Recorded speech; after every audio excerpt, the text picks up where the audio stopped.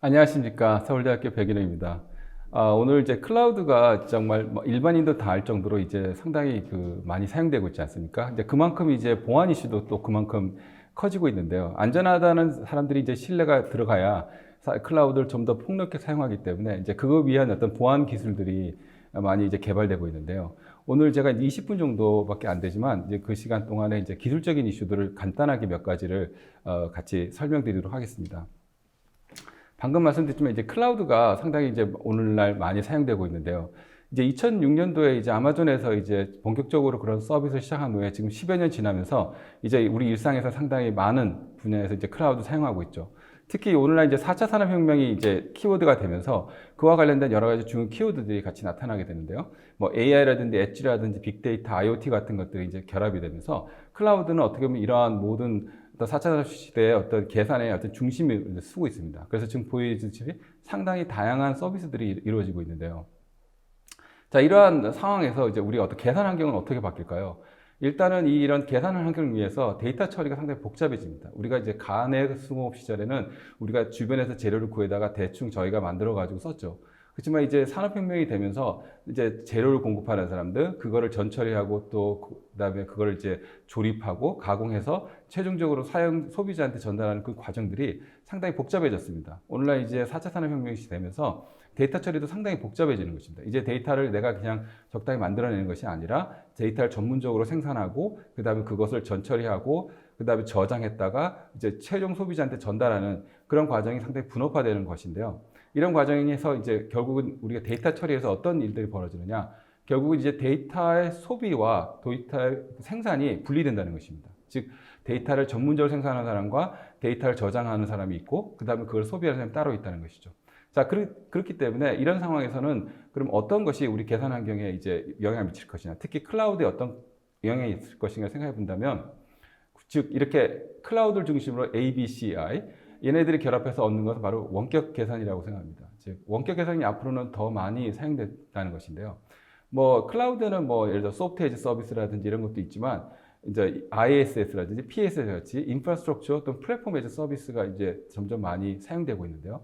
이런 환경에서는 이제 아까 같이 이런 빅데이터들, 데이터가 생산이 돼서 그다음에 저장된 곳이 보통 클라우드일 텐데 그런 클라우드에 사용자가 자기가 원하는 코드나 아니면 데이터를 보내가지고 거기 있는 코드와 결합을 해서 수행하는 방식을 취하게 될 것입니다.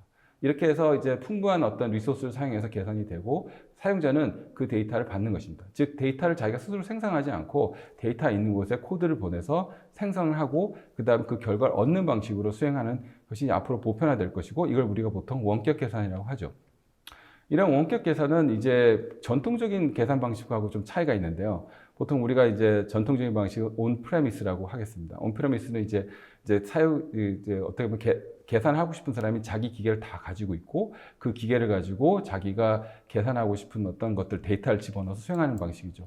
자, 이런 정통적인 방식은 이제 사용자가 자기 컴퓨터를 다 유지해야 될 것이고요.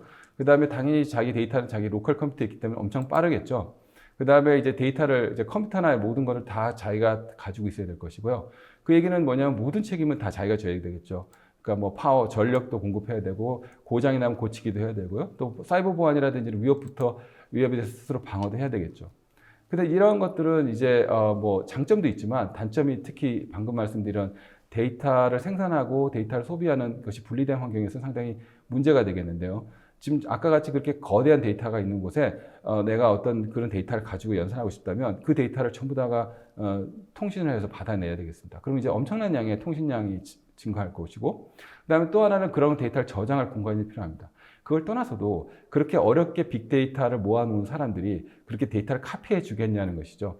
우리가 뭐 멜론이라든지 이런 서비스를 보면 스트리밍을 하면 비교적 작은 가격에 많은 음악을 듣지만 여러분들이 그 멜론에 있는 음악을 다 다운받겠다 그러면 일단 제공도 안 할 뿐더러 그 금액은 엄청나게 오를 것입니다. 자, 그런 의미에서 어떤 코스트라든지 이런 면에서 상당히 문제가 많고요. 그 반면에 이제 리모트 컴퓨팅에서는 그냥 모든 데이터나 기계는 리모트에 있기 때문에 나는 그냥 노트북 하나만 들고 다니면 됩니다. 그래서 이 그림처럼 사용자는 그냥 노트북 하나 들고 가서 거기에서 그냥 그 서버에 연결해가지고 거기에 데이터들이 있으니까 거기 있는 데이터에 연산해서 결과를 얻으면 됩니다. 즉 필요한 양만큼만 쓰기 때문에 전반적으로 유지비라든지 적게 들겠고요. 그다음에 내가 노트북만 들고 네트워크만 연결하면 어디든지 쓸 수 있겠죠. 그리고 보통 이런 쪽에는 이제 전문적인 사이버 이제 시큐리티 엔지니어들이 있기 때문에 이제 뭐 보안 문제도 비교적 자기가 관리하는 것보다 훨씬 더 좋을 것입니다. 근데 문제는 뭐냐면 여기에서 이제 내 데이터나 이런 걸 저쪽에 보내주게 되는데 그렇게 일단 보내고 나면 그 서버에서 내 데이터나 코드를 어떻게 처리할지 잘 모른다는 것이죠. 이걸 우리가 보통 데이터 주권을 잃어버렸다고 하는데 데이터 주권이 없기 때문에 소위 이제 그 서버 쪽에 있는 어떤 이제 사용자가 내부자가 나쁜 마음을 먹으면 이제 그 공격을 하는 내부자 공격에 대해서 취약해진다는 것입니다. 그래서 이제 클라우드에서 이런 위협을 되게 두 가지로 구분할 수 있는데, 그래서 양방향적인 보안 위협이 있는데, 첫 번째는 방금 말씀드렸지만 이제 사용자가 클라우드가 많은 사람들이 노는 놀이터 보니까 거기에 악성 코드들이 많이 들어와서 이제 사용자의 어떤 코드를 위협하게 될 것입니다. 즉, 그 안에는 많은 나쁜 마음을 먹은 사람들이 존재하기 때문에 거기 공격을 하게 되고요. 근데 이제 다행인 거는 이제 아까도 했지만 이제 클라우드 내에 그런 시큐리티 엔지니어들이 있기 때문에 그 부분에 대해서 많은 방어를 이루어지겠죠.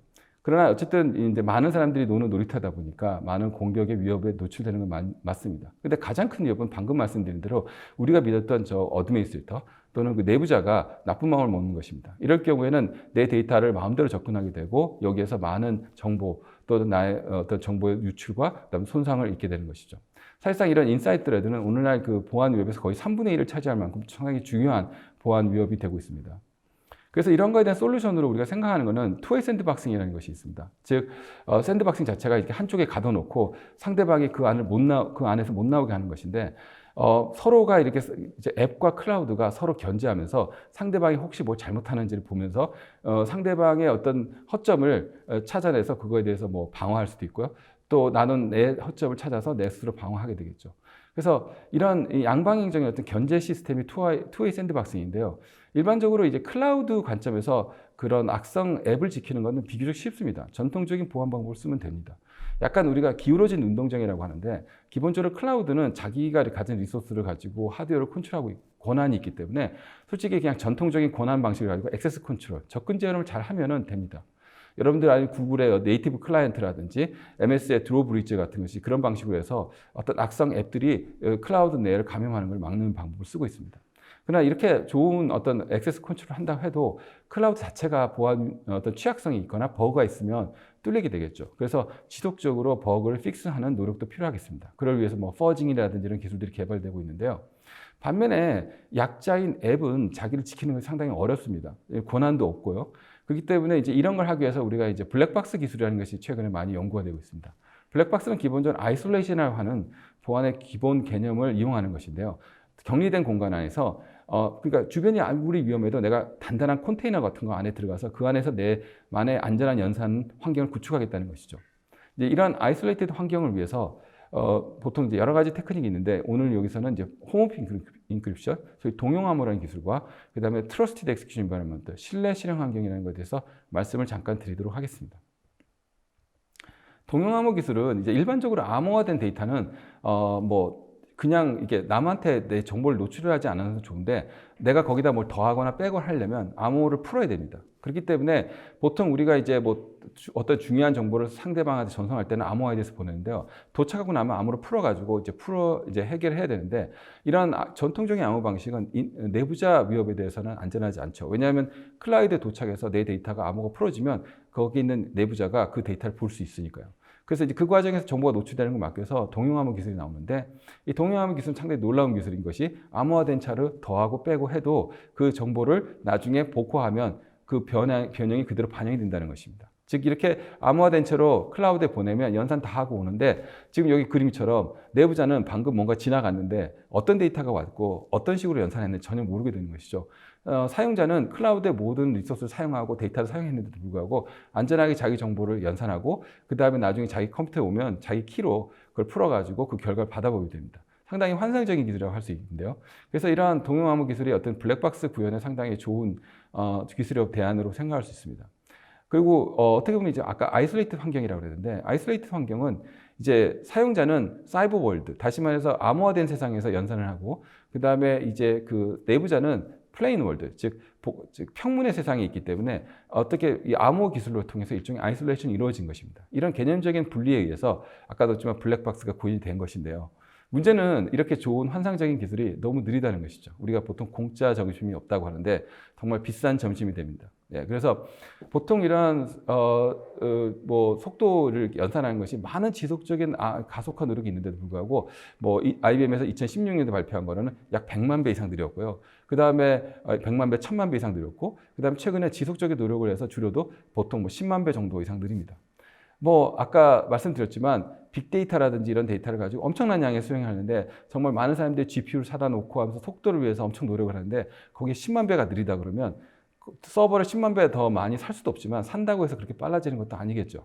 그러니까 이러한 문제들이 있기 때문에 오늘날 이제 이러한 홈워크 인크리프션이 상당히 환상적인 기술은 맞지만 보통 보면은 작은 데이터를 처리하는 뭐 생체 정보라든지 또는 뭐 건강 정보 같은 거를 이용해서 간단한 인증 또는 간단한 처리하는 용도로는 많은 이제 그 사용처를 찾고 있는데요. 그러나 방금 말씀드렸지만 이런 대규모 데이터를 범용으로 처리하는 부분은 아직도 동용하면은 적합하지 않다고 많은 전문가들이 지금 보고 있습니다.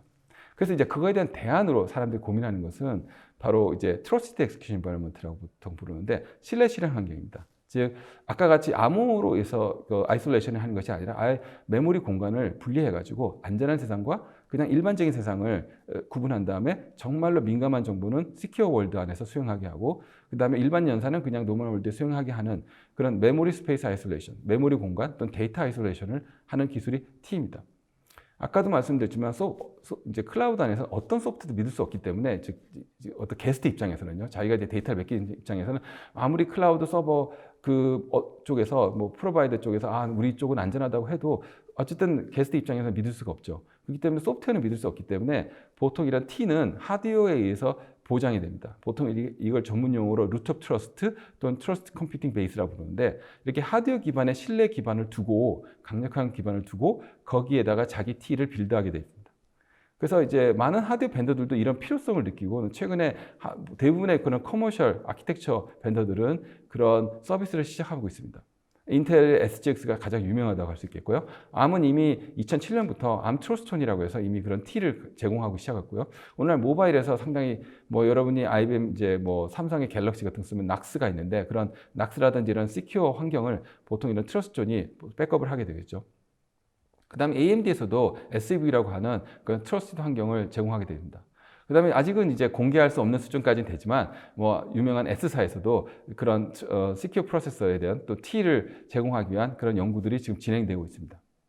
이런 커머셜뿐만 아니라 또 아카데믹 월드에서도 리스크5라고 해서 오픈 코어가 있는데 아키텍처를 잘 모르시는 분들은 좀 생소한 이름일 수도 있는데 인텔이라든지 이런 ARM이 돈을 받고 팔기 때문에 라이선스를 이제 그런 거 없이 누구든지 CPU를 마음대로 쓰게 하자라는 형태에서 아카데믹 월드에서 만들고 있는 것이 리스크5라고 지금 한창 밀고 있는데요. 이제 그런 데서도 초기 개발 단계인데도 불구하고 T의 중요성을 인식하고 T를 이미 구현을 해서 이미 거기 장착이 되어 있습니다. 그만큼 이제 T는 하드웨어에서 중요한 컴포넌트가 되고 있고 리모트 컴퓨팅이 앞으로 많이 사용되는 시스템에서는 이 T는 상당히 중요한 역할을 할 거라고 봅니다. 특히 인텔 SGX 같은 경우는 이제 보통 많은 인텔 자체가 클라우드에 많이 사용되기 때문에 인텔 XGS가 이제 그런 부분에서 클라우드에서 상당히 보안, T를 제공하는데 중요한 역할을 많이 하게 되는데요. 그럼 인텔 XGS 우리가 사용할 수 있느냐? 클라우드에서? 네, 그렇습니다. 지금 IBM이라든지 알리바바 클라우드 같은 경우는 이미 서포트를 하고 있고요. 그다음 대형 클라우드 업체인 MS, 애저라든지 구글의 어사일로 같은 곳에서도 이제 사용하고 있습니다. 특히 어사일로 같은 경우는 이제 컨피덴셜 컴퓨팅이라고 하는 그런 목적을 달성하기 위한 오픈 플랫폼을 제공하고 있는데 사용자가 이런 SGX를 사용하여 시큐어 환경을 구축해서 안전한 실행을 할 수 있도록 이제 지원하고 있고요. 최근에는 이제 AMD의 SEV까지도 포함해서 구글에서는 이 두 가지 형태의 하드웨어의 T를 가지고 자기만의 어떤 블랙박스라는 하는 것을 구현할 수 있습니다. 이런 블랙박스를 보통 이쪽에서는 인클레이브라 많이 부르는데요. 그래서 인클레이브는 이렇게 이제 사용자 이제 내부자에서 안전하게 하드웨어 백드된 상태에서 자기만의 데이터를 가지고 안전하게 지킵니다. 그래서 이 안에는 내부자조차도 못 보게 만들어져 있죠. 근데 이제 보통 이런 연산을 하고 나면 외부에 통신을 해야 되지 않습니까? 통신할 때 이제 당연히 내부자의 OS라는 하이퍼바이저 같은 내부자가 컨트롤하는 서비스를 이용해야 되는데 이제 그런 경우에는 암호를 써가지고 하드웨어가 보장을 하는 것입니다. 안전하게 전송되는 것을 또 보장하고 있습니다. 이처럼 T에서 연산을 하고 그다음에 그 결과가 외부에 있는 사용자한테 안전하게 전달되는 그런 메커니즘을 지금 구축하고 있습니다. 자, 그래서 이런 클라우드 사용자에게 이런 T가 제공한, 블랙박스가 제공하는 시큐리티 개런티는 일단 무결성입니다. 즉, 내 코드가 안전하게 수행되고 있을까? 혹시 내부자에 의해서 변조되지 않을까를 늘 궁금하게 생각할 텐데, 이거를 이제 만약에 이제 악성 이제 내부자가 이제 그걸 변종했다. 그러면 하드웨어가 주기적으로 현재 이 코드나 데이터의 상태를 떠가지고 해시값을 떠가지고 외부에 보내줍니다. 그럼 사용자는 자기가 원래 보냈던 그 상태 유지하는지 원래 해시값과 비교해서 해시값이 다를 경우에는 변조되는 것을 알게 되는 것입니다. 이렇기 때문에 내부자는 마음대로 그 데이터를 못 바꾸게 되는 것입니다. 이렇게 해시값은 하드웨어 레벨에서 뜨기 때문에 내부자조차도 못 맡게 되어 있습니다. 또 하나는 컨피덴셜리티예요. 즉 기밀성이라고 보통 부르는데 내 데이터가 이런 내부자에 노출되지 않게 하는 것인데 이제 자기의 코드나 데이터가 어떤 경우도 노출되지 않게 하고 블랙박스가 실행되는 동안에 아이솔레이션이 완벽하게 구축되게 하고요. 그 다음에 이런 데이터가 외부에 있는 사용자한테 전송될 때 암호를 통해서 안전하게 그 값이 노출되지 않게 하는 기술을 보장하게 됩니다. 근데 이런 시큐리티 개런티가 오늘날 또 다양한 공격에 의해서 또 깨지고 있는데요. 실제로 이런 하드웨어 TCB가 지금 여기 그림에도 보면 이제 인텔 XGS가 이제 보여주는 것인데 메모리를 분리하고 그다음 암호화를 통해서 어떤 하드웨어나 내부자가 스누핑하거나 아니면 직접 액세스하는 것을 막아주고 있는데요. 그럼에도 불구하고 이제 사이드 채널이라고 하는 새로운 형태의 공격에 의해서 누출된 그런 시큐리티 개런티가 깨지는 것을 봅니다. 우리가 컨테이너 박스 안에 들어가서 비록 하드웨어적으로 그 컨테이너 박스는 안전하고 외부에 아무도 들어오지 못한다고 해도 그 내부자는 주변을 둘러싼 채로 그 컨테이너 안에서 일어나는 일들을 엿들을 수 있겠죠. 그 안에서 나는 소리를 듣는다든지 그 겉에서 보이는 어떤 모습을 보고 그 사용자가 뭘 하는지를 알아내게 될 것입니다. 자, 이런 걸 통해서 정보 누출을 할 수 있다는 것이 최근에 많은 연구를 통해서 증명이 되고 있습니다. 특히 인텔 XGS 같은 경우는 가장 많이 사용되다 보니까 그런 공격 연구들이 많이 나오고 있는데 지금 여기 나와 있지만 상당히 많은 연구들이 지금 연구되고 있고 그만큼 안전하지 않다는 걸 보여주고 있습니다. 기본적으로 아이디어는 지금 이 오른쪽에 있는 코드처럼 그러니까 어떤 은밀한 값을 우리는 모릅니다. 당연히 모르기 때문에 안전하다고 생각했는데 문제는 얘가 외부에 데이터를 요청할 수밖에 없잖아요. 뭐 내가 X를 달라, Y를 달라. 근데 그게 은밀한 값에 따라서 X를 요청할 수도 있고 Y를 요청할 수도 있는데 이걸 보고 아는 것이죠. 만약에 그 은밀한 값이 0일 경우는 X를 요청하고 0이 아닐 경우는 Y를 요청한다면 비록 그게 0인지 아닌지는 모르지만 아니면 그게 특정한 값이 뭔지 모르지만 X를 요청하는지 Y를 요청하는지 보고 아 얘가 X 0이구나 아니구나는 최소한 알아내는 것이죠. 마치 우리가 음식을 안에 컨테이너 안에 사람이 어떤 상태인지 모르지만 걔가 계속 물을 시킨다 그러면 아 얘가 최소한 목마르다를 우리는 알 수 있지 않습니까? 이제 그것처럼 외부의 어떤 하는 행위를 보고 우리가 알아내는데 이런 부분을 사이드 채널이라고 보통 부르는데 이런 사이드 채널을 통해서 정보가 노출되는 것에 대한 방어가 또 필요해지게 됐습니다. 그래서 이러한 방어를 하기 위해서 기본적으로 최근에 나온 기술 중에 하나는 ORM이라는 것이 있는데 ORM의 기본적인 아이디어는 궁극적으로 이제 데이터를 아까처럼 이제 특정한 데이터를 지금 여기 그림에 보는 것처럼 까만색 데이터를 가져온다. 그럼 이 까만색 데이터를 가져오면 어떤 상태라는 걸 알고 있다는 걸 알기 때문에 그 상태를 모르게 하기 위해서 데이터를 가져올 때 그냥 그 까만 데이터뿐만 아니라 지금 그 빨간 선에 있는 모든 패스상에 있는 블락을 다 가져오게 됩니다. 즉 여기 왼쪽에 있는 그 예제처럼 X를 가져오느냐 Y를 가져오느냐를 보고 만약에 날 안다고 치면 그 부분을 아예 그냥 항상 두 개를 다 가져오는 거죠. X, Y를 항상 달라고 하는 것이죠. 그렇기 때문에 바깥에서 보면 X를 달라고 하는지 Y를 달라고 하는지를 보고 상대를 파악하려고 하는데 항상 똑같은 데이터를 가져가니까 모르는 것이고요. 그냥 다 가져온 다음에 그 중에 안에서만 X를 쓰고 Y를 쓰면 되는 것입니다. 자, 이런 것이 바로 ORM의 기본 아이디어고요. 이것을 좀 더 즉 외부에서 내 상태를 아는 것을 모르게 해서 교란 작전을 쓰는 것인데 실제로 이런 검은색의 데이터에 실제 더미 데이터를 넣어가지고 실제 진짜 데이터랑 가짜 데이터를 막 섞어 놓기도 하고요. 실제로 저런 검은색에 있는 데이터가 한 곳에 있으면 또 그 위치가 노출이 되니까 그걸 여기저기 옮겨가지고 데이터가 진짜 데이터들이 어디 있는지도 모르게 한다든지 이런 식으로 상당히 교란 기술을 쓰게 됩니다. 이런 것들을 하기 위해서 이런 최근에 나오는 SGX의 이런 ORM 기술을 써가지고 사용한 다양한 연구들이 방어 기술들이 연구되는 걸 볼 수 있습니다. 그래서 이런 그 기술을 가지고 내부자가 데이터를 못 모르고 안전하게 그 사용자가 그 연산할 수 있는 기술들이 연구되고 있는데요. 문제는 이제 이런 Secure Trust 환경이 ORM 자체도 너무 느리다는 것이죠. 너무 too expensive, 너무 느린 것인데요. 보통 한 10,000배 정도 느립니다. 즉 2의 15승 정도 느리게 되는데 이거는 아까 동영한 것처럼 역시 보안 성능 문제 때문에 사용하기 어렵습니다. 제가 제목에 투어드라는 단어를 썼는데 아직까지도 우리가 이 성능 문제를 해결하지 못했기 때문에 Secure Trust Computing이 아직 완성이 안 됐다고 할 수 있는데요.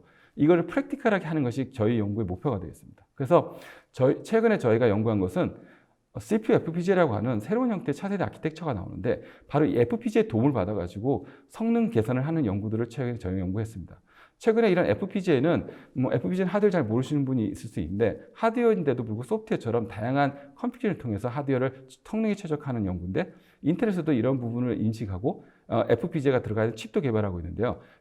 보통 이게 카드로 형태로 해서 꽂아가지고 GPU처럼 꽂아서 쓸 수 있게 되는데 저희가 이걸 가지고 블랙박스를 구축했습니다. 그래서 지금 SGX로 이렇게 보완되고 있는 거를 저희가 FPGA 안에다가도 이렇게 즉 사이드 채널을 공격받는 것을 피하기 위해서 FPGA 안에다가도 블랙박스를 구축해서 거기에 CQ 채널을 만들고 안전하게 방어 시스템을 만든 다음에 공격이 안 되게 한 다음에 지금 이런 사이드 채널에 노출된 정보를 FPGA에 옮겨가지고 여기에서 FPGA의 다양한 대규모 병렬 연산을 써서 성능 향상을 이뤘습니다.